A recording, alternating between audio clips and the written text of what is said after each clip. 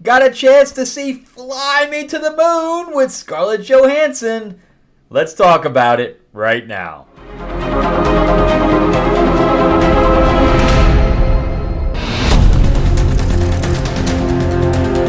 Welcome back to the channel, everyone. Thank you so much for spending time with me as we rant about movies, comic books, and television shows, as well as the occasional card game and board game.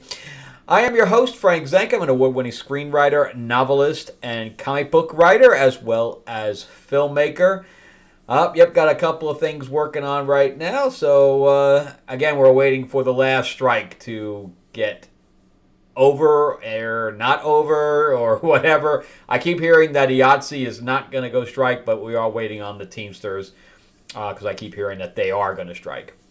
All right, so let's chat about Fly Me to the Moon. But before we do, remember to give me a like and a subscribe if you can. I am trying to grow the channel out, so make sure you give me that thumbs up and ring that little bell. If you'd like to read anything that I've written, you can just check out the link in the description below. It will take you to my Amazon page, and you can see all the novels and comics that I've written, as well as graphic novels, etc. I'm also on Audible. All right, so let's jump into Fly Me to the Moon. I had no idea what I was walking into when I went to see this film on a Friday night. It was empty. It was empty. There was a couple behind me, and there was always a couple next to me. I don't care where I am in the theater. There's always a couple next to me. There's nobody over on this side. It's always on this side. But it was an older couple this time that took out their phones a couple times just to check the time. That was it. No on the phone, anything. I was so happy. My friend from security was right outside the door. I know if I knew I had any problem, I could just go get him. But anyway, no problems at all. I was so happy that I could just sit and relax and watch the film without any kind of disturbance. And this, to me, was a very good film experience, not purely because of the audience, but because this film had everything in it you could possibly want. And it's not doing well on Rotten Tomatoes. I don't understand why. Why did I like this film more than a lot of other people? I have no idea. The critics are giving it like a 70% or something to that effect, and the audience score is not even 90. And to me, it's like, I mean, I'll give you guys my last score, my score at the end, but I thought this was a very well-rounded film, and I am not a fan of Berlanti. I'm a fan of Berlanti's work from 10 years ago, but not really anything recent. I think that a lot of his stuff recently is unwatchable. I regained my respect with this one, because this was done by Apple. It was supposed to go directly into Apple Plus. So I guess anything that they put out on the screen or in theatrical is just gravy to them, I guess, because they had no idea they were going to make anything. And that's why you're seeing very, very little amount of marketing for it, because they didn't plan to put it out in the theaters. I was shocked at the budget. The budget is $100 million. $100 million. This film did not require $100 million. I have no idea where that money went. Yes, we had a lot of stuff with rockets taking off. There was a lot of that, but that you could all do in CG, nowadays very, very inexpensively, because so many people have done it, you could just buy the assets. So I don't understand where this money went. Scarlett Johansson was also a producer on this, so she probably could have even taken a pay cut because she's getting paid on both sides of the coin. I'm sure it was in name only because they were obviously using her name, and she got top billing. Channing Tatum, how expensive is he? Woody Harrelson, again, we're not talking about Brad Pitt here. And then Ray Romano, he's probably cheap as hell now as he's getting older. He hasn't really done anything. So, yeah, yes, it was a period piece. Yes, we had costumes from the 60s because it takes place pretty much from 1968 to 1969. That's pretty much the period of time. And Scarlett Johansson's character here is a con woman turned into an into a marketing person through like an ad agency. She created like an ad agency, so it's kind of, she has like her own Mad Men situation, but she knows how to mirror people, and she does her research, so she almost comes in to a meeting so well prepared that she almost looks like she's psychic, because she gets to know the people who she's pitching so well.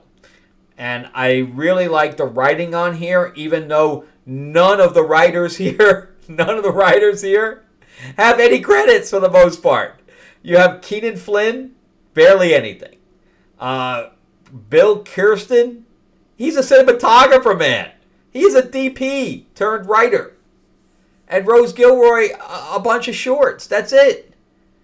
So, yeah, I think this came from a book. It is, if anybody asks, it's not based on a true story in any way, shape, or form. It is based on true events, but it's not a true story. Like these people outside of, Buzz Aldrin and the rest of the astronauts, that this has nothing to do with real life. So, because there was always that rumor that it looks fake, because of the lunar landing that was on television, was it shot, or what they did, they actually go to the moon? And this kind of tackles that kind of a rumor that, always went on. In fact, Woody Harrelson goes, "That's really the moon? That looks fake." But I'll tell you what, this is you could definitely take a date to it. It's got romance to it. It's got a strong woman that is feminine, but is smart as shit. And this is how you write a strong female character, okay? She doesn't give up her femininity or else. She's not a girl boss. She's sexy as hell. That's Scarlett Johansson. And yet she takes control of every situation. It's her mind, right, that does it. And the way she manipulates. So she has the gravitas to take control of everything. No matter who she's on the screen with, she dominates it. And Channing Tatum, so I always start complaining about throughout my channel here that the chemistry between the actors that are supposed to have a relationship, it's on again, off again. The actors can't pull it for whatever reason, whether it's them or somebody else, or the fact that they just miscast, because you do chemistry auditions, rehearsals, all these things to make sure that you can that the couple feels like a couple, and sometimes two actors just don't mesh. It's just the way it is. But these two, it harkens back to the old 50s movies. The couple that gets together but hates each other, which it's really only on one side. Channing Tatum hates her throughout the majority of the film. So it's pretty incredible. They really pull that off, and that chemistry exists. You want them to get together, even though they are like miles apart for the majority of the film. Woody Harrelson just jumps in and out of the film, and he dominates as well. In fact, the scenes with him and Scarlett Johansson are back and forth, because they're both dominating the screen simultaneously. Channing Tatum does take a back seat during his scenes with her, to the point where he kind of stops talking a lot of times, and he'll use facial emoting how he's reacting to what she's saying. Or he'll just use his eyes and grab the audience or grab her and saying, "I'm not liking anything that you're saying." What this film has, it has the romance, it has the period piece, it has a little bit of history because we're watching the moon landing and how they're doing it. How they're creating the launch, how they're in this race with the Russians. And you also have a ton of heart. This film has a ton of heart, and it has charm, and it has humor, and it has these things. So you are engrossed with what was going on in the character development and the arcs that these characters have that are being perpetuated by one another. So they are pushing one another throughout the entire film. And I really, really appreciate that. And I really appreciate the writing, especially with with writers that really haven't written that much.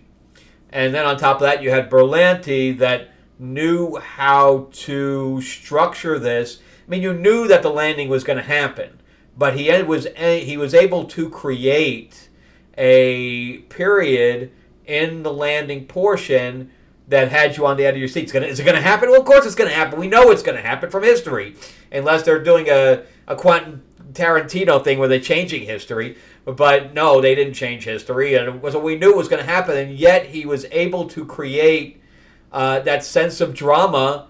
And is it going to happen? And we're like, yeah. In the back of your head, you're going that, but emotionally, you're like, is it going to happen?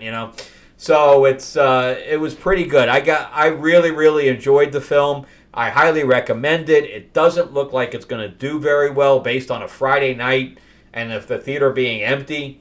And I really feel bad for that because I think a lot of people will enjoy this. And I think it was better on the big screen than it will be on the smaller screen for those who have Apple Plus, because that's obviously where it's going to go, is Apple Plus. And but if you have to wait for it and you get it on Apple Plus, definitely watch it on Apple Plus. If you can get to see it in the theater, definitely do so, because the performances are out of this world. They really knew how to create the banter. That's in a lot of that way that these new movies don't know how to do those old 50s banter, but that's what this film had, and I really appreciate that. And I'm going to give this film an 8.5, although I seem to be one of the few guys that really love this thing based on the Rotten Tomatoes score. Anyway, that's it for me. Thank you so much for watching. I really appreciate that. And if you've seen the film, let me know what you think. If am I off my rocker? I'm just like the only guy that's really liked this thing, or what? Maybe I just like Scarlett Johansson and Worthy Harrelson that much that I was able to give it that extra oomph in my mind. I don't know. But anyway, remember to give me a like, give me the thumbs up. If you can comment on everything, please do. It does help with the algorithm. And if you can subscribe, please do. So ring that bell, ding ding. And remember that if you want to read anything that I've written, check out the description below where we have a few links to Amazon, etc. And again, I'm also on Audible with Destiny Aurora, where we have not only just one person reading, it's like actually a couple, so you have male and female voices in it. All right, I will check you out in the next episode. Thank you again so much for watching, and check out some other videos as well. All right, thanks again. Bye-bye.